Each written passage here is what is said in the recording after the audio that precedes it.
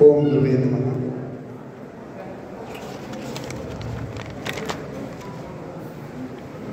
ಸದಾಶಿವ ಸಮಾರಂಭಾಂ ಪಂಚಾಚಾರ್ಯ ಸುಮಧ್ಯಮಾಂ ಶಿವಾನಂದಾರ್ಯ ಪರ್ಯಂತಾಂ ವಂದೇ ಗುರು ಪರಂಪರಾಂ.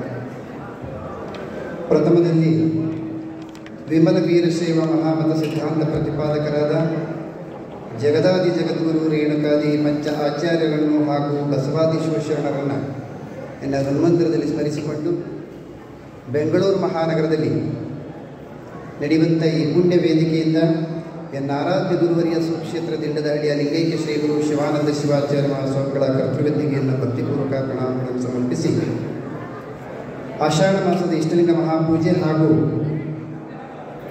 ಜನಜಾಗೃತಿ ಸದ್ಧರ್ಮ ಸಮಾವೇಶದ ಪಾವನ ಸಾನ್ನಿಧ್ಯವನ್ನು ಕರುಣಿಸಿ ನಿಮ್ಮೆಲ್ಲರಿಗೆ ದರ್ಶನ ಆಶೀರ್ವಾದವನ್ನು ಅನುಗ್ರಹಿಸ್ತಾ ಇರುವಂತಹ ಶ್ರೀಮದ್ ಉಜ್ಜಯಿನಿ ಸದ್ಧರ್ಮ ಸಿಂಹಾಸನಾಧೀಶ್ವರ ಶ್ರೀ ಶ್ರೀ ಶ್ರೀ ಸಾರ್ವಜನಿಕ ಜಗದ್ಗುರು ಸಿದ್ಧಲಿಂಗರಾಜ ದೇಶೀಕೇಂದ್ರ ಶಿವಾಚಾರ್ಯ ಮಹಾಭಗವತ್ಪಾದರ ಅಡಿದಾವರಗಳಲ್ಲಿ ಅನಂತ ಕೋಟಿ ಪ್ರಣಾಮಗಳನ್ನು ಸಮರ್ಪಿಸಿ ವೇದಿಕೆಯ ಮೇಲೆ ತಮ್ಮ ಘನ ಉಪಸ್ಥಿತಿಯನ್ನು ನೀಡಿರುವಂತಹ ರಾಜಾಪುರ, ನಾಗಲಾಪುರ ಹಾಗೂ ಚಿಕ್ಕಕಲ್ಬಾಳು ಪರಮ ಪೂಜ್ಯರಿಗೆ ಕೂಡ ಭಕ್ತಿಯ ಪ್ರಣಾಮಗಳನ್ನು ಸಮರ್ಪಿಸಿ ಹಿರಿಯರಾದಂತಹ ಹರೀಶ್ ಆರಾಧ್ರನ್ನೇ ಮೊದಲುಗೊಂಡು ನಂಜುಂಡೇಶ್ವರನ ಮನೋಹರ ಅಬ್ಬಿಗೆರೆ ಅವರನ್ನು ಒಳಗೊಂಡು ಸೇರಿರುವಂತಹ ಸಮಸ್ತ ಸದ್ಧರ್ಮಾಭಿಮಾನಿಗಳೇ, ಮಾತೆಯರೇ ಮತ್ತು ಮಕ್ಕಳೇ, ನಿಮ್ಮೆಲ್ಲರ ಅಂತರಾತ್ಮದಲ್ಲಿ ಅಡಗಿರುವ ಚೈತನ್ಯ ಶಕ್ತಿಗೆ ಶರಣು ಶರಣಾರ್ಥಿ.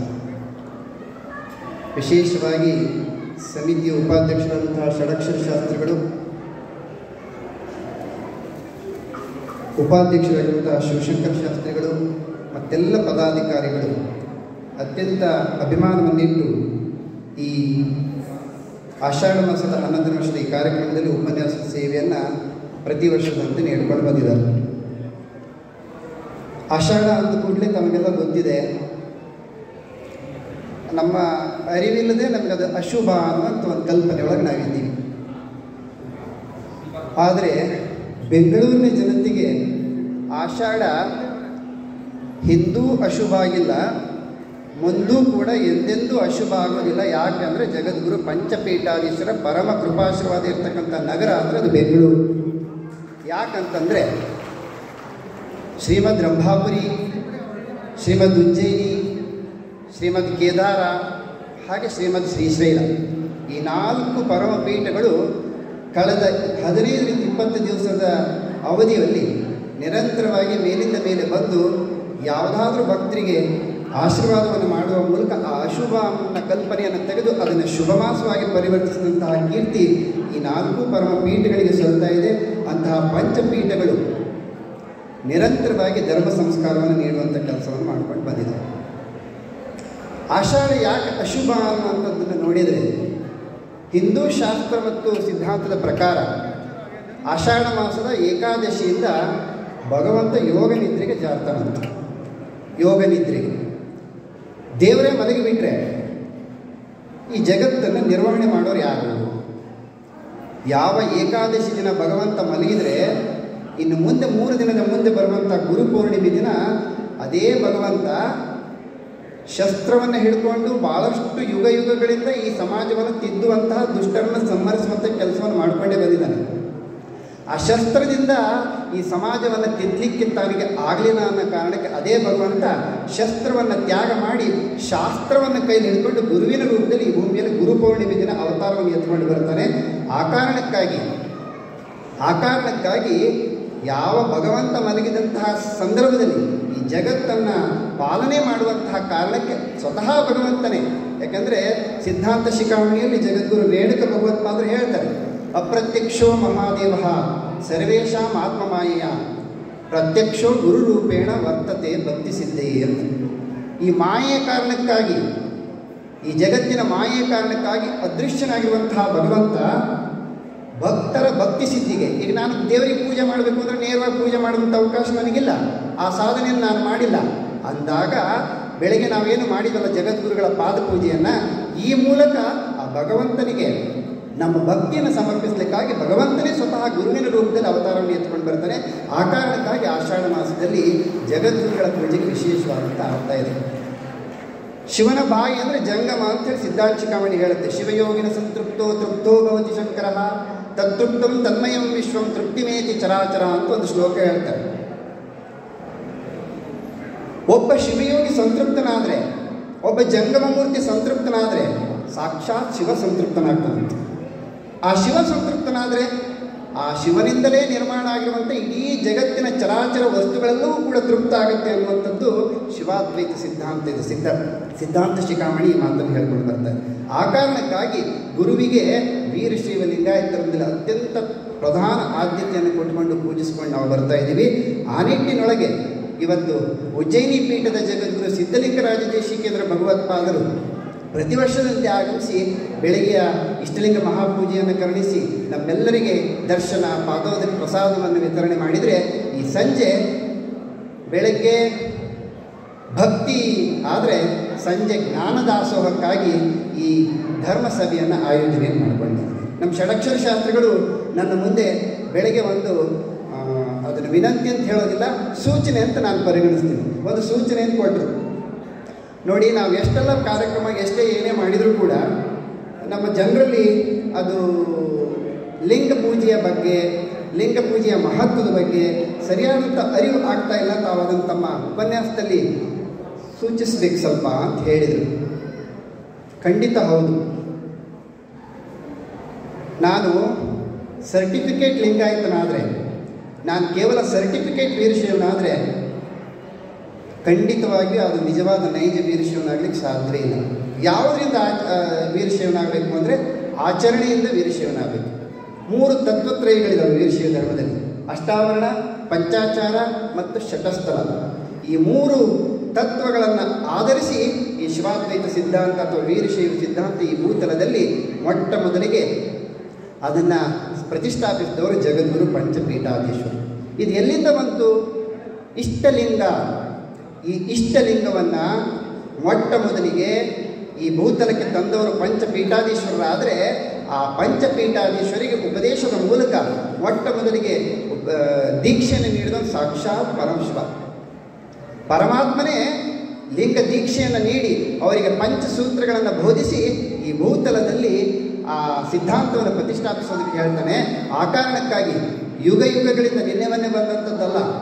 ಇವತ್ತು ದೇಶದ ಯಾವುದೇ ಭಾಗದಲ್ಲಿ ಪಂಚಪೀಠಗಳು ಆಗಮಿಸ್ತಿದ್ದಾವೆ ಅಂದರೆ ಅವರ ನೇರ ಸಂಪರ್ಕ ಇಲ್ಲದೇ ಇದ್ದರೂ, ಅವರ ಜೊತೆಗಿನ ನಮ್ಮ ಯಾವುದೇ ಒಡನಾಟ ಇಲ್ಲದೇ ಇದ್ದರೂ, ನೀವೆಲ್ಲರೂ ಕೂಡ ಈ ರೀತಿಯಾಗಿ ಕಿಕ್ಕಿರಿದು ಜನ ಸೇರ್ತಾರೆ ಅಂದರೆ ಕೇವಲ ಜಗದ್ಗುರು ಪಂಚಪೀಠಗಳಿಗೆ ಮಾತ್ರ. ಇದು ಯಾಕೆ ಅಂತಂದರೆ ಅದು ನಮ್ಮ ರಕ್ತದಲ್ಲಿ ಬಂದಿರುತ್ತೆ, ನನಗೆ ಗೊತ್ತಿರಲ್ಲ. ಎಷ್ಟೋ ನೀವು ನೋಡ್ತೀರಿ, ನಮ್ಗೆ ಯಾರು ಹೇಳಿ ಕಲಿಸೋದೇ ಇಲ್ಲ, ಆದರೂ ಕೆಲವು ಹೆರಿಡಿಟ್ರಿ ಅಂತ ಹೇಳ್ತಿರಲ್ಲ, ವಂಶಾವಳಿಯಾಗಿ ಬರ್ತಾ ಇರುತ್ತೆ ಅಂತ. ಆ ವಂಶಾವಳಿ ಒಳಗೆ ಪಂಚಪೀಠಗಳ ಮೇಲೆ ಜನರಿಗಿರ್ತಕ್ಕಂಥ ಭಕ್ತಿಯೂ ಕೂಡ ಒಂದು. ನಮಗೆ ಅರಿವಿಲ್ಲದೆ ಪೀಠಗಳು ಅಂದಾಗ ಒಂದು ಶ್ರದ್ಧೆ, ಪೀಠಗಳು ಅಂತಂದರೆ ಒಂದು ಭಕ್ತಿ, ಈ ಭಾವದಿಂದ ಜನ ಬರುವಂಥದ್ದು ಇಡೀ ದೇಶದ ತುದಿಯಲ್ಲಿ ಕೂಡ ಈ ಥರದನ್ನ ವ್ಯಾಪ್ತಿಯನ್ನು ಕಾಣ್ತೀವಿ. ಇದಕ್ಕೆ ಕಾರಣ ಏನಂತಂದರೆ, ಕೃತಯುಗದಲ್ಲಿ ಏಕಾಕ್ಷರ ಶಿವಾಚಾರ್ಯರಾಗಿ, ದ್ವ್ಯಕ್ಷರ ಶಿವಾಚಾರ್ಯರಾಗಿ, ತ್ರಕ್ಷರ ಶಿವಾಚಾರ್ಯರಾಗಿ, ಚತುರಕ್ಷರ ಶಿವಾಚಾರ್ಯರಾಗಿ, ಪಂಚಾಕ್ಷರ ಶಿವಾಚಾರ್ಯರೇ ಮೊಟ್ಟ ಮೊದಲಿಗೆ ಈ ಭೂತಲದಲ್ಲಿ ಪಂಚಪೀಠಗಳನ್ನು ಸಂಸ್ಥಾಪನೆ ಮಾಡುತ್ತಾರೆ. ಬಹಳ ಅದ್ಭುತವಾದ ವಿಚಾರ.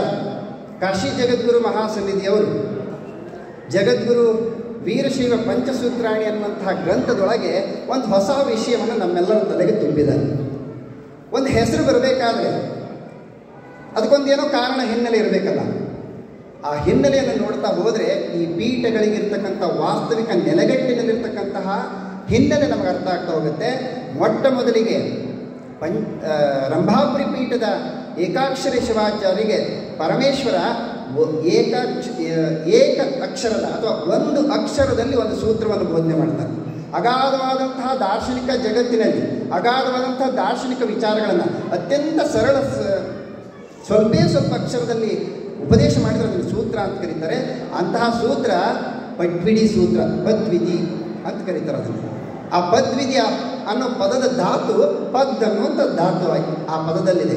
ಪದ್, ಪದ್ಯತೆ, ಗಮ್ಯತೆ, ನ್ಯಾಯತೆ ಇದಿವಾ ಪದ್. ಒಂದೇ ಒಂದು ಅಕ್ಷರದಲ್ಲಿ ಒಂದು ಸೂತ್ರ ಇದೆ. ಪದ್ ಅಂದರೆ ನಿಮಗೆ 2 ಅಕ್ಷರ ಅಂತ ಅನಿಸುತ್ತೆ. ವ್ಯಾಕರಣ ಛಂದಸ್ಸಿನ ದೃಷ್ಟಿಯಿಂದ ನೋಡಿದಾಗ ದ ವ್ಯಂಜನ ಇರೋದ್ರಿಂದ ಅದು ಗಣಕೂಟಕ್ಕೆ ಸೇರೋದಿಲ್ಲ. ಪ ಅನ್ನೋದು ಒಂದೇ ಅಕ್ಷರ ಕನ್ಸಿಡರ್ ಆಗುತ್ತೆ. ಹಾಗಾಗಿ ಪದ್ ಏಕಾಕ್ಷರ ಸೂತ್ರವನ್ನು ಕೊಟ್ಟಿದ್ದಕ್ಕಾಗಿ ಮೊಟ್ಟ ಮೊದಲನೇ ಆಚಾರ್ಯರಿಗೆ ಜಗದ್ಗುರು ಏಕಾಕ್ಷರ ಶಿವಾಚಾರ್ಯರು ಅಂತ ಹೆಸರು ಬಂದಿದೆ.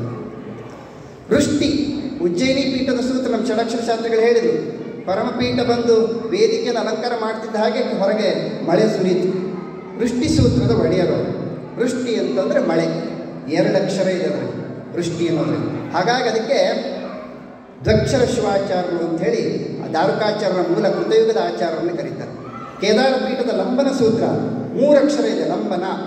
ಆ ಕಾರಣಕ್ಕಾಗಿ ತ್ರಕ್ಷರ ಶಿವಾಚಾರ್ಯರು ಅನ್ನೋ ಹೆಸರಿನಿಂದ ಪರಿಚಿತರಾದರೆ, ಶ್ರೀಶೈಲ ಪೀಠದ ಮುಕ್ತಾಗುಚ್ಛ 4 ಅಕ್ಷರ ಇದ್ದವು. 4 ಅಕ್ಷರದ ಸೂತ್ರವನ್ನು ಬೋಧನೆ ಮಾಡಿದ್ದಕ್ಕಾಗಿ ಅವರಿಗೆ ಚತುರಕ್ಷರ ಶಿವಾಚಾರ್ಯರು ಅಂತ ಹೇಳಿ.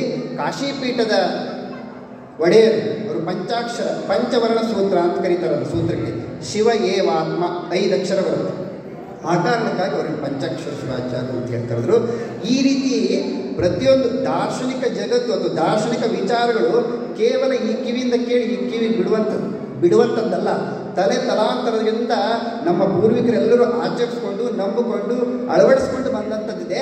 ಆ ಅಳವಡಿಸಿಕೊಂಡು ಬಂದಂತಹ ದಾರ್ಶನಿಕ ವಿಚಾರಗಳು ಅದು ಪರಮ ಪಂಚಪೀಠಗಳಿಂದ ಈ ಜಗತ್ತಿಗೆ ಉಪದೇಶ ಆಗಿದೆ. ಆ ಕಾರಣಕ್ಕಾಗಿ ನೀವೆಲ್ಲರೂ ಕೂಡ ಇಷ್ಟು ಶ್ರದ್ಧೆ ಭಕ್ತಿಯಿಂದ ಪೀಠಗಳ ಕಾರ್ಯಕ್ಕೆ ನಡೆಸ್ಕೊಂಡು ಬರ್ತೀವಿ.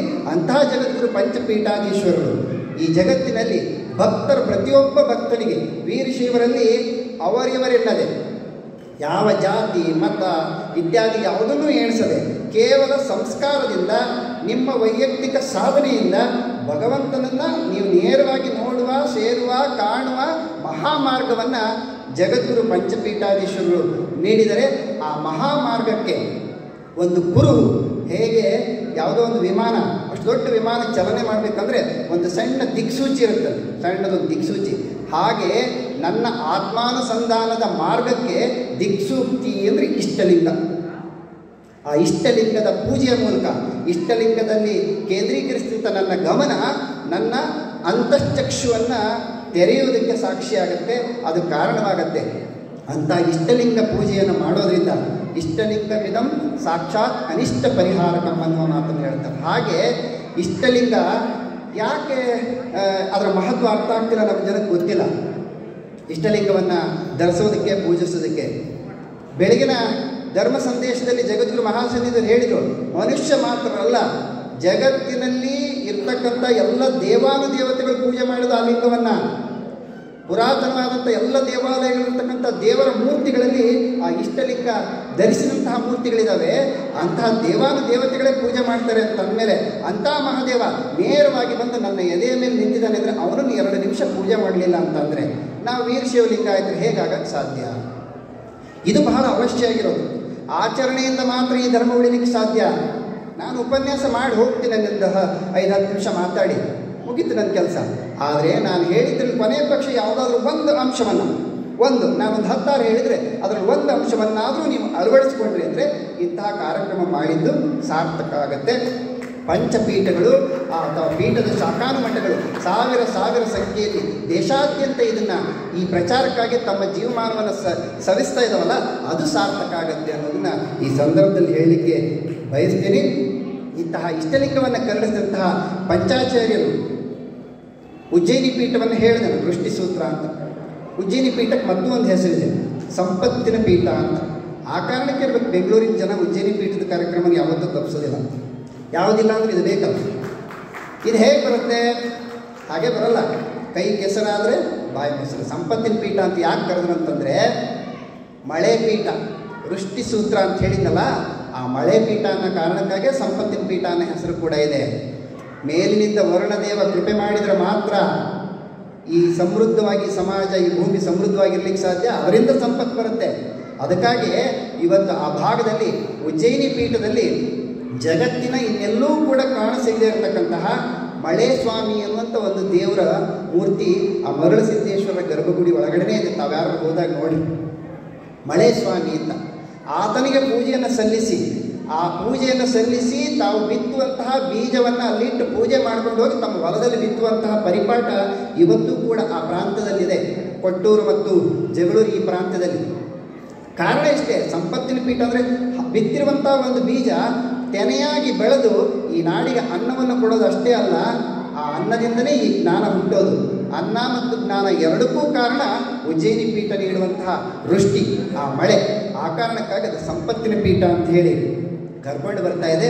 ಈ ಸಂಪತ್ತಿನ ಪೀಠದ ಮೂಲ ಮಧ್ಯಪ್ರದೇಶದ ಉಜ್ಜಯಿನಿ. ತಾವೆಲ್ಲ ಕೇಳಿದರೆ 12 ಜ್ಯೋತಿರ್ಲಿಂಗಗಳಲ್ಲಿ ಅತ್ಯಂತ ಬೃಹತ್ತಾದಂತಹ ಮಹಾಕಾಲೇಶ್ವರನಲ್ಲಿ ಹೆಂಗೆ ಇರ್ತಕ್ಕಂಥ ಉಜ್ಜಯಿನಿ ಪೀಠ, ಉಜ್ಜಯಿನಿ ಕ್ಷೇತ್ರ.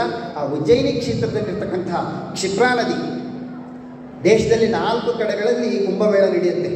ಈಗಾಗಲೇ ನೀವು ನೋಡಿದಿರಿ ಪ್ರಯಾಗದಲ್ಲಿ ನಡೆಯುವಂಥ ಬೃಹತ್ತಾದ ಕುಂಭಮೇಳವನ್ನು. ಅಲ್ಲಿ ಬಿಟ್ಟರೆ ನಾಸಿಕ್ನಲ್ಲಿ ನಡೆಯುವಂಥ ಗೋದಾವರಿ, ಹರಿದ್ವಾರದಲ್ಲಿರ್ತಕ್ಕಂತಹ ಗಂಗಾ ಬಿಟ್ಟರೆ ಉಜ್ಜಯಿನಿಯಲ್ಲಿರ್ತಕ್ಕಂಥ ಕ್ಷಿಪ್ರಾ ನದಿ ದಂಡೆಯಲ್ಲಿ 12 ವರ್ಷಕ್ಕೊಮ್ಮೆ ಪೂರ್ಣಕುಂಭ, 6 ವರ್ಷಕ್ಕೊಮ್ಮೆ ಅರ್ಧಕುಂಭ ಎರಡೂ ನಡೆಯುತ್ತೆ. ಹೇಗೆ ಪ್ರಯಾಗದಲ್ಲಿ ನಡೀತಲ್ಲ ಅದೇ ರೀತಿಯಾಗಿ ಅತ್ಯಂತ ವಿಜೃಂಭಣೆಯಿಂದ ಕೋಟ್ಯಾಂತರ ಜನ ಸೇರುವಂತಹ ಆ ಕುಂಭಮೇಳ ನಡೆಯುತ್ತೆ. ಆ ಕುಂಭಮೇಳ ನಡೆಯುವಂತಹ ಕ್ಷಿಪ್ರಾ ನದಿಯ ದಂಡೆಯಲ್ಲೇ ಇರ್ತಕ್ಕಂತಹ ಸಿದ್ದೇಶ್ವರ ಮಹಾದೇವದಿಂದ, ಸಿದ್ದೇಶ್ವರ ಮಹಾಲಿಂಗದಿಂದ ಜಗದ್ಗುರು ದಾರುಕಾಚಾರ್ಯರು ಅವತಾರವನ್ನು ಎತ್ತಿ ಇವತ್ತು ಸದ್ಧರ್ಮ ಸಿಂಹಾಸನ ಪೀಠವನ್ನು ಸ್ಥಾಪನೆ ಮಾಡಿದ್ದಾರೆ. 8ನೇ ಶತಮಾನದಲ್ಲಿ ನಡೆದಂತಹ ಒಂದು ಧರ್ಮದ ಸಂಘರ್ಷದಲ್ಲಿ ಜಗದ್ಗುರು ಮರಳಸಿದ್ದೇಶ್ವರರು ಅಲ್ಲಿಂದ ಬಂದು ಇವತ್ತಿನ ಈ ಕೊಟ್ಟೂರು ತಾಲೂಕಿನ ಉಜ್ಜಯಿನಿಯಲ್ಲಿ ಶ್ರೀಪೀಠವನ್ನು ಸಂಸ್ಥಾಪನೆ ಮಾಡ್ತಾರೆ. ಈ ರೀತಿಯಾದಂತಹ ಬಹಳ ವಿಶೇಷವಾದ ಅರ್ಥ ಮತ್ತು ಐತಿಹಾಸಿಕ ಹಿನ್ನೆಲೆ ಇರತಕ್ಕಂತಹ ಪೀಠಗಳು.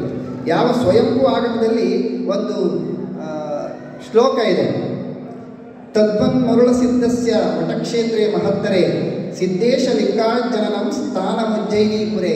ಇದು ಸ್ವಯಂಭೂ ಆಗಮದ ಒಂದು ಉಕ್ತಿ. ಪಂಚಪೀಠಗಳ ಇತಿಹಾಸ ಹಿನ್ನೆಲೆ